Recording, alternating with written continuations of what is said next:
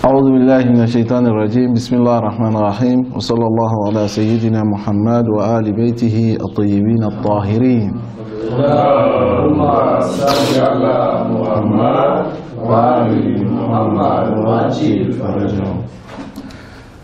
Hier, nous étions en train de parler que le début des événements de Saqifa et que le temps était déjà écoulé.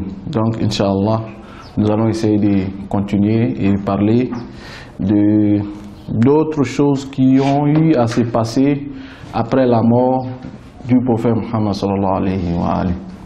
Vous savez très bien que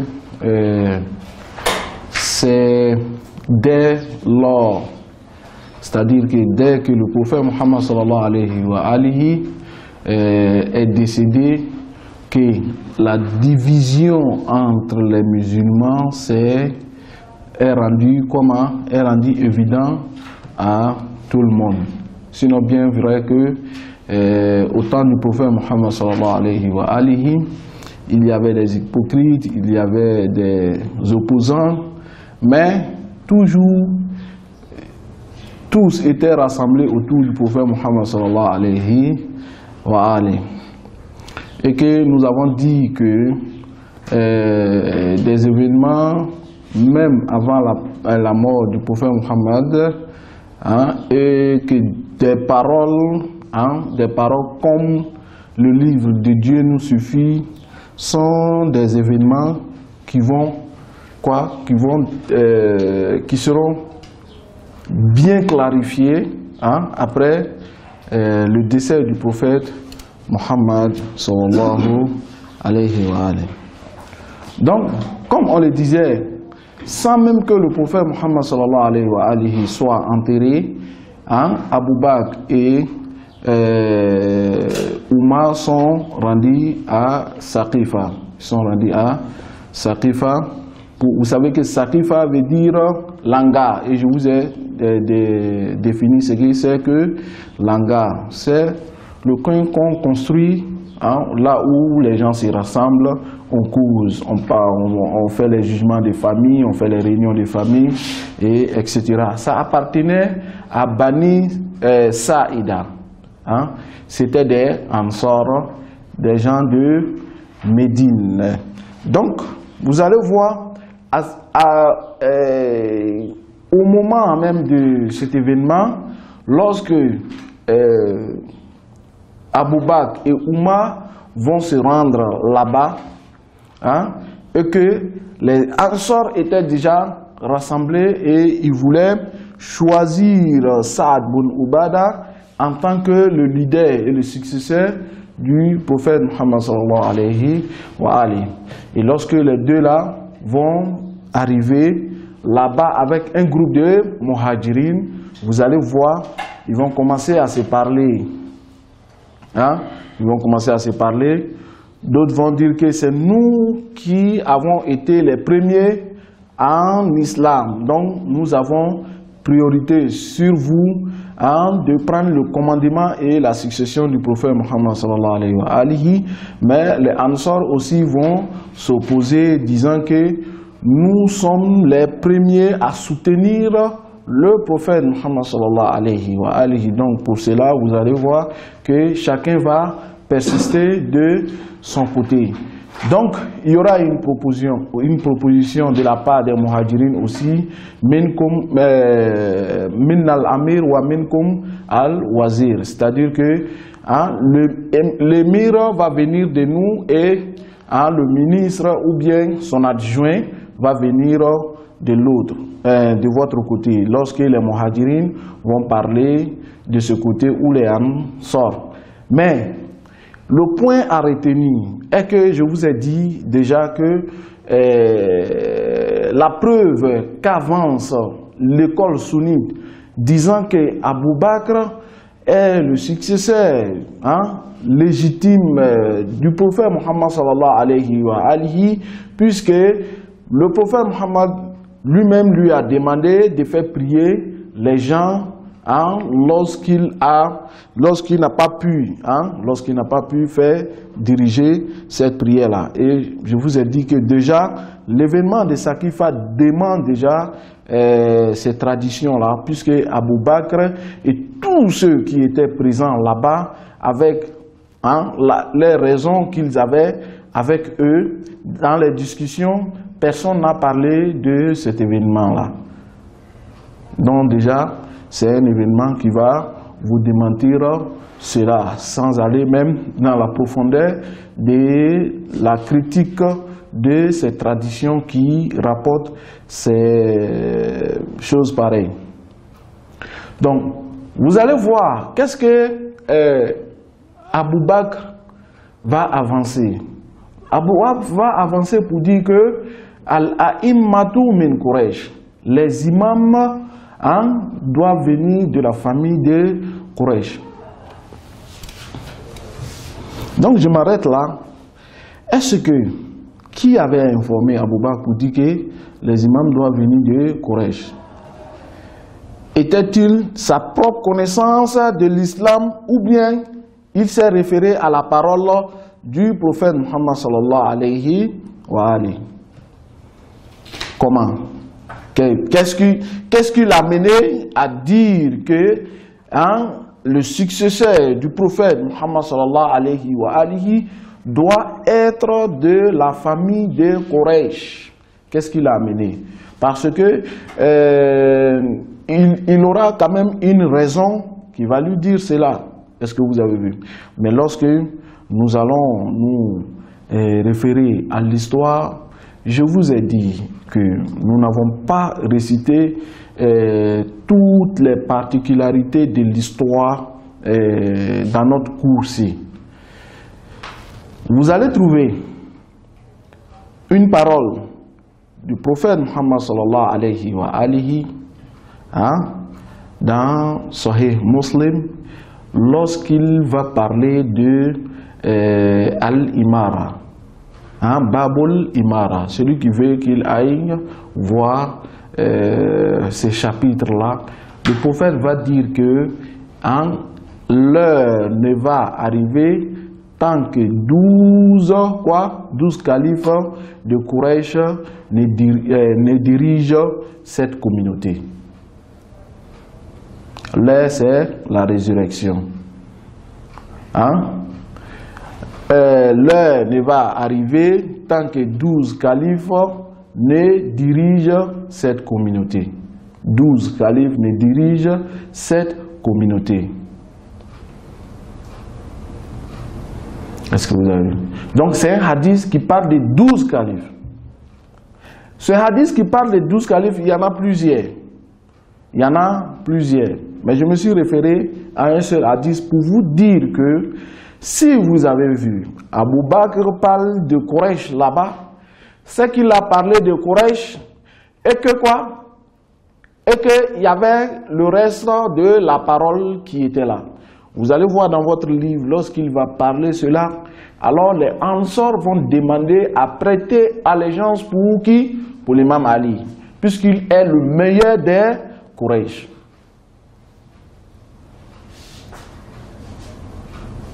Donc, voilà, lorsque Abou Bakr va dire qu'A'immatu min Quraysh, c'était une parole qu'il a dit, mais comme je l'ai dit, une parole que je vous ai dit hier que l'imam Ali alayhi salam, lorsque les Khawarij ont dit qu'il n'y a point de jugement que le jugement d'Allah subhanahu wa ta'ala, l'imam Ali a dit que oui, c'est vrai, c'est une parole véridique, mais qu'ils veulent utiliser pour atteindre leur ambition qui n'est pas légale.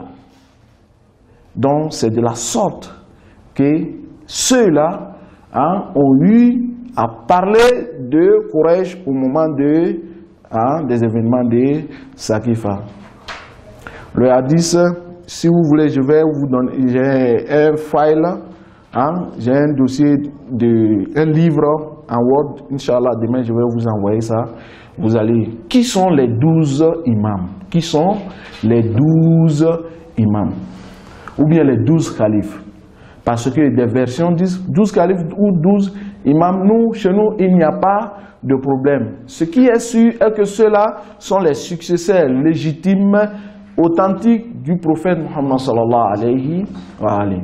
Mais regardez, lorsque par exemple Sahih Muslim ou bien Sahih Bukhari ou bien autre livre sunnite rapporte cette parole du prophète Muhammad sallallahu alayhi wa alayhi, pourquoi nos gens, nos frères de l'école sunnite ne s'arrêtent pas sur ce hadith-là pour réfléchir un peu là-dessus? Parce que en parlant des 12 califes, vous allez voir que ces 12 califes, l'école sunnite ne peut pas dire que seulement du temps après la mort du prophète Muhammad sallallahu alayhi wa alihi jusqu'à notre époque là, il y a eu 12 califes. Puisque les califes, on a eu d'abord chez eux, dans leur croyance, on a eu d'abord les Khulafa Rashidin, n'est-ce pas, qui sont 4, les 4 premiers califes. Et après ça, on a eu les califes qui sont les califes Omeyyades, qui sont au nombre de 14. Et les Abbasides sont plus nombreux. Donc déjà, ça dépasse 12 califes. Mais comment il faut définir ces hadiths-là? Regardez, il n'y a pas de justification à faire ici.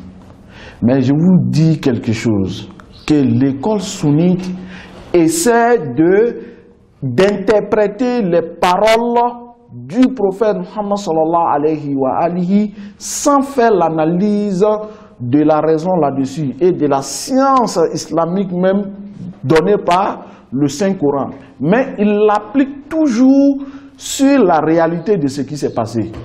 C'est-à-dire que comme il n'y a pas eu de 12 califes dans l'école sunnite, comment il faut définir ces hadiths-là? Comment il faut donner une interprétation à ces hadiths-là? Vous allez voir, les savants vont chercher des solutions. Parmi eux, respectivement, vous allez voir Ibn Kathir. Ibn Kathir, lorsque, en donnant l'interprétation de ces hadiths dans son tafsir, comment on appelle tafsir Ibn Kathir, vous allez voir qu'il va donner une interprétation qui n'a rien à voir avec le hadith. Puisque le hadith dit que jamais le monde ne va finir, l'heure ne va arriver tant que 12 califes de la famille de Quraysh n'ont pas commandé cette communauté. Il a dit 12 califes et il a donné un temps déterminé. Des gens et des savants comme Ibn Kathir vont vous dire que ces 12 califes ne sont pas des califes qui ont été spécifiés. Il y en a 12 califes. Il y en a, bien vrai qu'on a plusieurs califes, mais spécialement il y a 12 personnes parmi ceux-là, tant que ceux-là ne font pas quoi, ne commandent pas, l'heure et la résurrection ne va arriver. Est-ce que en réalité, comment il faut, vous avez vu que ça a été appliqué, parce qu'on a vu qu'il y en a plus que, combien de califes? Il y en a plus que 12. Puisque je vous ai dit, on a 4 califes chez eux, qui sont les Khulafa Rashidin, et on a 14 qui sont les Omeyyades, et on a plus de 16 qui sont les Abbasides. 23. Donc, pour ne pas trop m'arrêter là-dessus, je vous dis et je répète que toujours ces hadiths-là sont appliqués.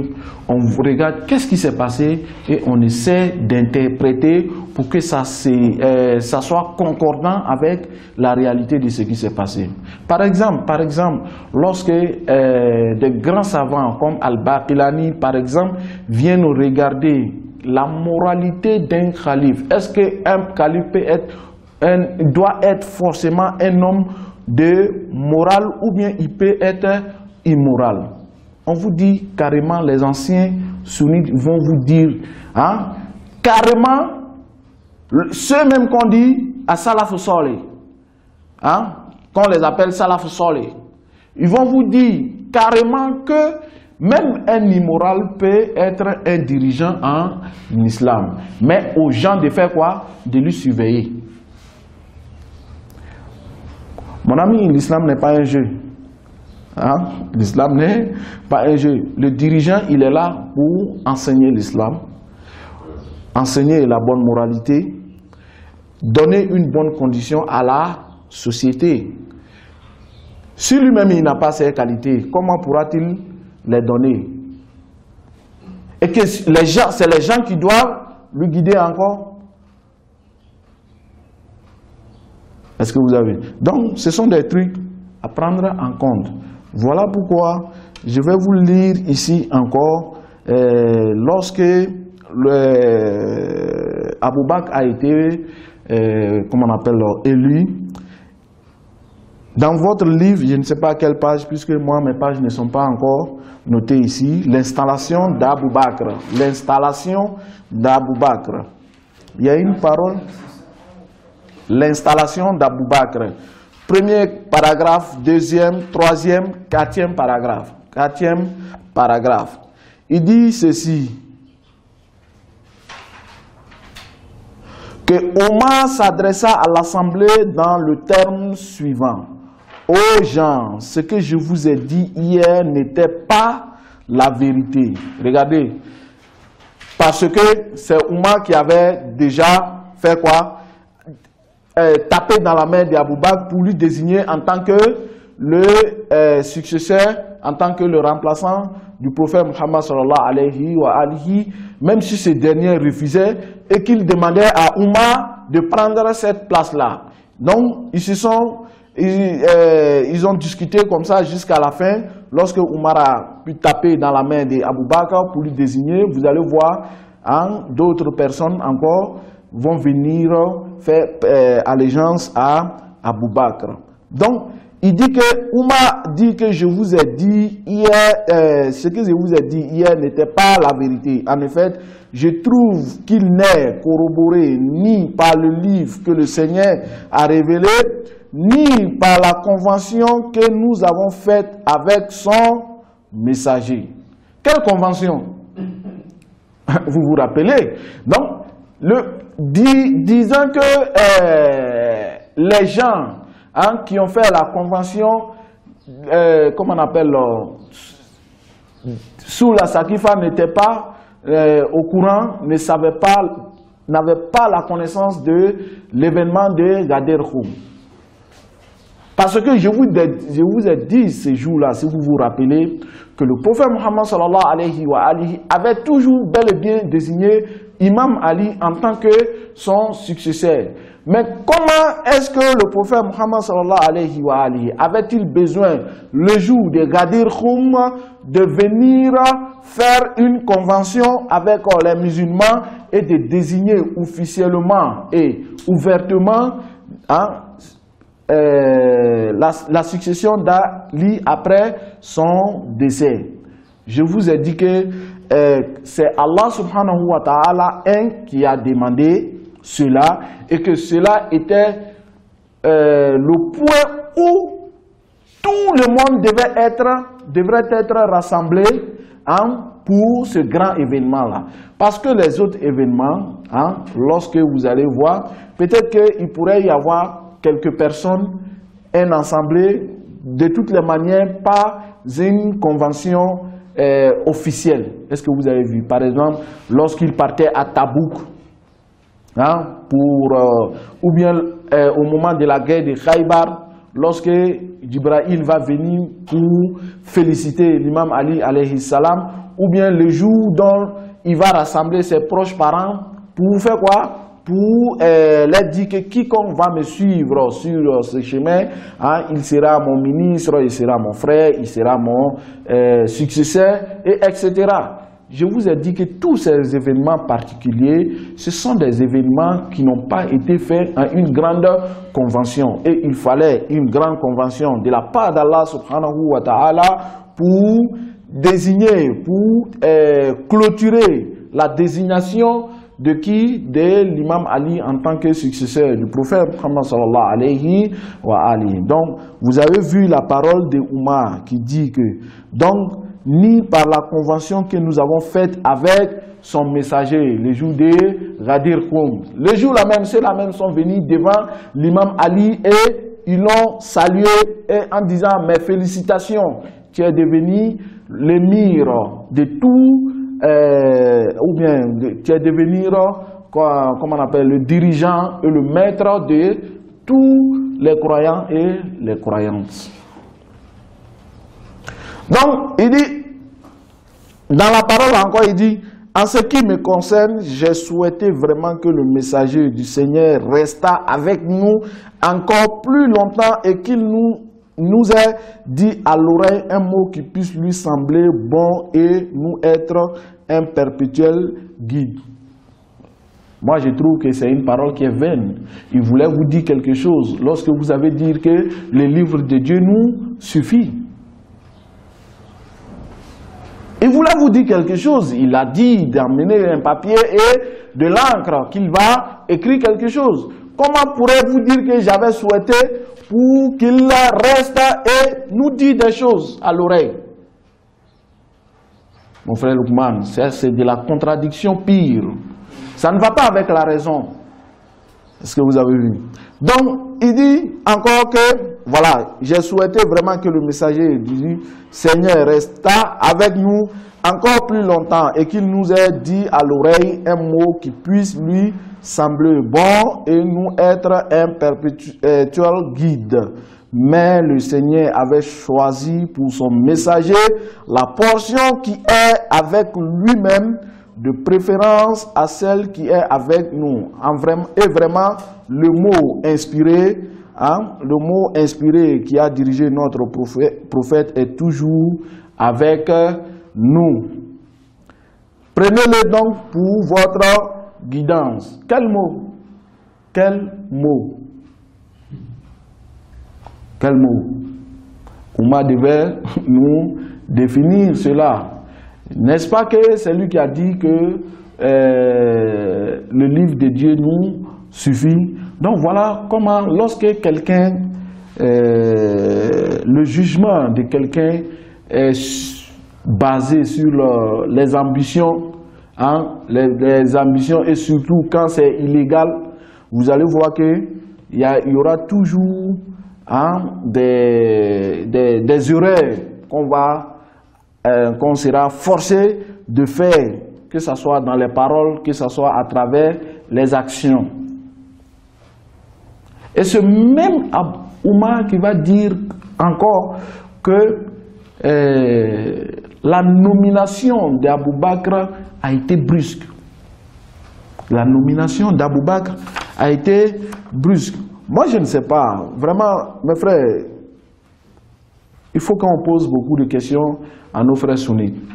Parce que cela trace l'avenir de notre islam, de notre croyance et de toute action qu'on va entreprendre vis-à-vis d'Allah subhanahu wa ta'ala. Pourquoi? Parce que ce même Oumar vient dire après que la nomination d'Abou Bakr a été brusque. Et quiconque fera quoi? De la même sorte, la même chose encore, on doit tuer la personne. Que la nomination d'Abou Bakr, que c'était brusque. Et quiconque va le refaire, alors cette personne-là doit être tuée. Je ne sais pas quelle partie dans votre livre cela est écrit, mais vous l'avez sûrement dans votre livre. Vous l'avez sûrement dans votre livre. La caméra devant moi ne permet pas que je cherche le côté de cet paragraphe-là. Donc, vous allez trouver que Abou Bakr aussi, après avoir été élu, va faire un discours. Il va faire un discours Lorsqu'il va, regardez le premier discours public d'Abou Bakr du haut de la chair. Regardez la partie, le discours n'est pas écrit ici en complet, mais moi aussi je vais me référer à une partie que je vais focaliser là-dessus. Lorsqu'il dit que le Seigneur a honoré de son inspiration et préservé par là même de toute erreur. Et je suis vraiment un mortel. Je ne suis pas meilleur qu'aucun d'entre vous. Je ne suis pas meilleur qu'aucun d'entre vous. Est-ce qu'on pouvait est-ce qu'on pourrait dire que ici, Abou Bakr, c'est parce qu'il était humble qu'il a dit c'est ça, c'est cette parole-là, hein? Pour dire qu'il n'est pas le meilleur d'aucun d'entre vous. Je vous dis que c'était une période très très critique. Une période très très chaude parmi les compagnons du prophète Muhammad sallallahu alayhi wa alihi. Donc si Abou Bakr disait que je ne suis pas le meilleur qu'aucun d'entre vous, c'est qu'il y avait quelque chose qui se passait. Moi je mets un point d'interrogation là-dessus sans avoir une réponse évidente, mais c'est parce qu'en réalité on dit que qui se sent mauvais c'est mouche. Donc ce n'est pas pour rien que Abou Bakr va dire ici que je ne suis pas le meilleur d'entre vous. Le prophète était le meilleur de tout le monde lorsqu'il était en train de diriger la communauté. Donc celui aussi qui va venir après, lui doit être meilleur. Hein? Il doit être meilleur que tout le monde puisque c'est lui que les gens vont imiter. Hein? Puisque c'est lui que les gens vont imiter et obligatoirement, c'est lui qui sera chargé d'enseigner l'islam tel que le prophète Muhammad sallallahu alayhi wa alihi avait enseigné.